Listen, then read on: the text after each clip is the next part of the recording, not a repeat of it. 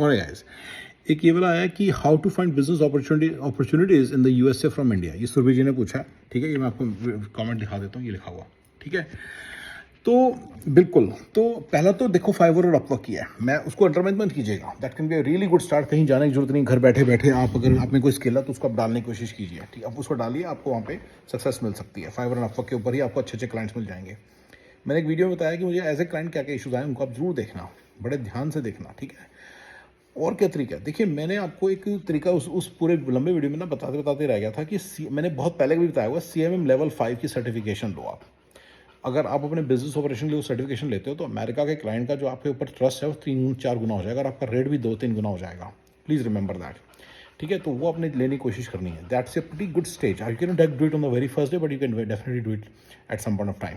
ठीक है, तो ठीक है, there is a, it's not out of question कि आप कनाडा और यूएसए का वीज़ा लगा के रखें, बिजनेस वीज़ा, और यहाँ पे आके क्लाइंट से, जो आपको लीड्स में, क्लाइंट से मिल के जाएँ। अगर आप क्लाइंट से मिल पाएंगे ना और उनको आप इंडिया के कंपेटिटिव रेट्स दे पाएंगे, बहुत बढ़िया हो जाएगा। ठीक है, एक और चीज़ हम थोड़ा सा यहाँ पे समझनी है कि देर आर, मैंने ना एक जगह पे एक वीडियो में बड़ी अच्छे से समझाया हुआ है अपने, जिसमें मैंने फाइवर अपवर्क के लिए पहले बनाया था कभी, तो 3-4 महीने पहले डाला था। I think I remember correctly, मैं खड़ा था, मैंने खड़े, I was standing in that video, नीचे बनाया था, मेरी नीचे पीछे विंडो थी, जैसे यहाँ तो पीछे अब ये ना रेलिंग और ये स्टेयर्स, डाउन स्टेयर्स है ये, तो उसमें तो नीचे पीछे विंडो थी। बस मुझे इतनी बात ध्यान है उसके अंदर। बाकी उस वीडियो का नाम है, यही था, फ्रीलांसर्स के लिए कोई एडवाइस, ऐसे कुछ था, पुराना वीडियो था। तो उसमें मैंने आपको ये बताया था एक बड़ी इंपॉर्टेंट बात कि कितनी तरह की कंपनियां हैं। यस, आप कॉरपोरेशंस को नहीं मतलब कर पाएंगे, वो मिड साइज़ को कर पाएंगे या स्मॉल कंपनीज को कर पाएंगे। अब मैंने फिर स्मॉल में बताया था कि आपने कैसे पता चलाना है कि वो बिल्कुल ही लल्लू सी कंपनी है, ये अगर वो कल्ला बंदा काम कर रहा है तो आप समझ जाइए कि वो इतनी बड़ी कंपनी नहीं है। आप रेवेन्यू पूछिए, रेवेन्यू से भी पता चल जाएगा। अगर उसका रेवेन्यू 2-3 मिलियन से ऊपर है और उसके पास 15-20 लोग काम कर रहे हैं तो बढ़िया हो जाएगा। ठीक है, अगर उसको अमेरिका में भी एडमिन का स्टाफ है तो बढ़िया हो जाएगा। इंडिया में अगर एडमिन का स्टाफ है सारा, यूनिट सी के 15-20, अगर अमेरिका में 1 या 2 भी है ना एडमिन का स्टाफ है ना, बहुत बड़ी बात है। तो ये सारी चीज़ें आपको इस तरह के क्लाइंट्स ढूंढने जिनके अमेरिका में एडमिन का स्टाफ है, 2 या 3 मिलियन डॉलर का जिनका रेवेन्यू है, ऐसे लोग ढूंढने हैं, 2 या 3 मिलियन वाले। ठीक है ना, तो ये क्लाइंट्स की पहचान होनी चाहिए। अब फंडा क्या होता है, अब मैं ढूंढ रहा हूँ, अब मैं ढूंढ के तंग आ जाता हूँ क्योंकि क्लाइंट बड़ा बेकार से मिलता है, जो खुद ही, आई नो सम फ्रेंड्स जिनके क्लाइंट्स हैं ट्रक ड्राइवर, कोई टर्मिनल बनवाना चाहता है, उसने ट्राई किया बनवाने की, तो मेरे फ्रेंड से मिल गया, और मेरा फ्रेंड फ्रीलांसर है इंडिया में, तो उसने उसके साथ काम करना स्टार्ट कर दिया। तो उसको नहीं वैल्यूएट करना आ रहा कि किस तरह का क्लाइंट है। मैं कि तू टोटल रेवेन्यू पूछ, और अगर उसकी सैलरी है बस, फिर वो डिफरेंट किस्म का बंदा है। ऐसे लोगों के थोड़े से वर्क एथिक्स पुअर हो सकते हैं। स्मॉल बिजनेस खड़ा हुआ है, जैसे अभी मैं थोड़ा सा अपने स्मॉल बिजनेस, मेरे 45 बंदे हैं इंडिया में, और अमेरिका में मेरे पास ऑलमोस्ट 50 से ज़्यादा बंदे हैं। तो समझ रहे हो, तो मेरे वर्क एथिक्स बहुत ज़्यादा स्ट्रॉन्ग रहेंगे, मेरे पेमेंट एथिक्स बहुत स्ट्रॉन्ग रहेंगे, क्योंकि मेरे को सिर्फ आपको मैं पे नहीं कर रहा हूँ, जो आपको पे कर रहा है ना बंदा, वो भी मेरे साथ फ्रीलांसर है 3 साल से। अगर उसने देख लिया कि मैं किसी की पेमेंट रोक के बैठा हुआ हूँ, तो सोचो मेरी टीम पे कितना गंदा इफेक्ट पड़ेगा।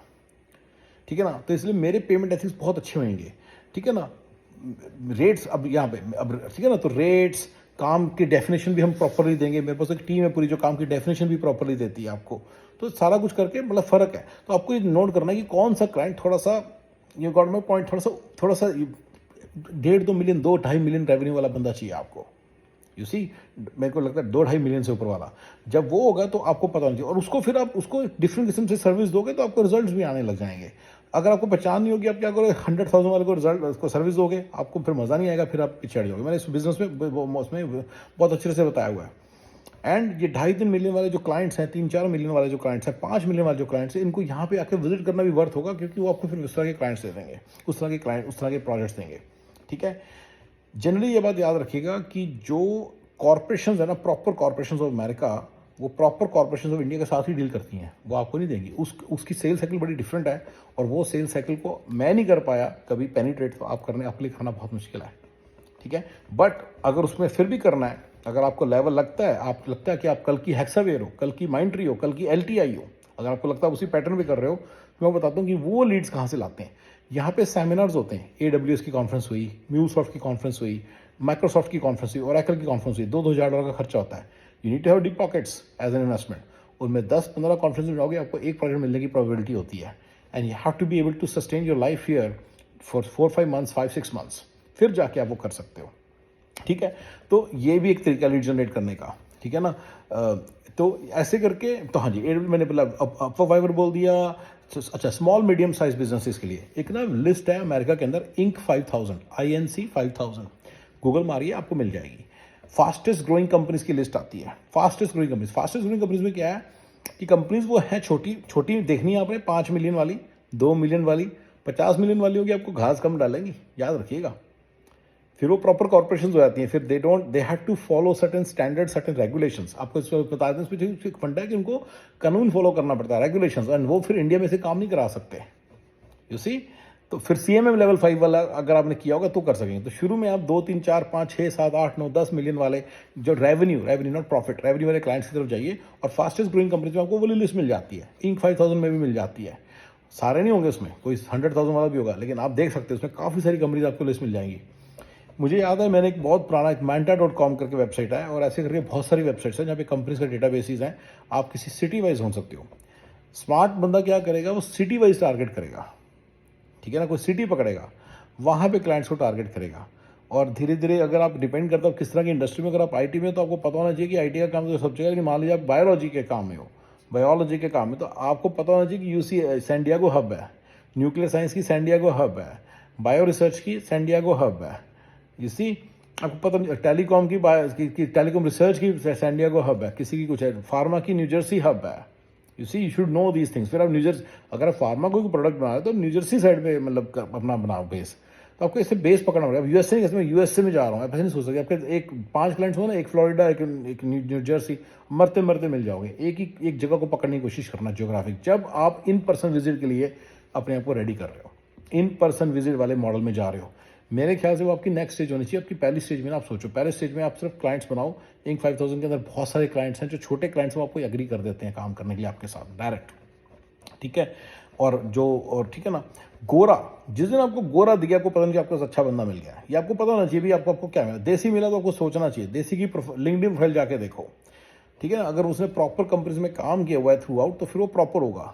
अगर वो प्रॉपर कंपनी में काम नहीं किया हुआ, तो फिर पेमेंट से इशू आ सकते हैं आपको, फिर वो प्रॉपर बंदा नहीं है। तो आप क्या कर रहे हो, इज्जत आपका लिमिटेड टाइम और लिमिटेड इज्जत है, लिमिटेड आप कर सकते हो, सारा कुछ सर्विस दे सकते हो। आप सारा 100,000 वाले 200,000 वाले पे लगा दोगे, तो फिर बाकी वाले बंदे पे कैसे लगाओगे, यू सी। तो लिंक्डइन देख के आपको बहुत पता चल जाता है बंदे की। गोरा, ये तो देश में गोरा, तो मैं कहता हूँ गिरा पड़ा भी होगा ना, आपको टेंशन कम होनी चाहिए। गोरे के साथ आपने इस बात का ख्याल रखना है, लेकिन गोरे को फिर आपने नाराज नहीं करना, डिलीवरी टाइम सिर्फ देनी है जो उसने बोला। You have to, it will pay you off. आपको पैसे बनेंगे इस चीज़ के, आपको इस चीज़ के पैसे बनेंगे ब्रदर, ऐसी क्या बात है, ठीक है। तो ये सारा है, मैंने जो थोड़े बहुत मेरे में फॉर्मूले हैं कि आप कैसे USA का बिजनेस इंडिया में ले सकते हो बैठे बैठे। और भी बहुत सारी टेक्निक जरूर होंगी इंडिया में बैठे बैठे लेने की USA का बिजनेस। यार अनफॉर्चुनेटली, अच्छा ट्यूरिंग मैंने बता दिया ऑलरेडी, ट्यूरिंग है। Unfortunately I would not know that, think about this in your mind, why, because यार मैं तो 25 साल से यहाँ पे रहता हूँ।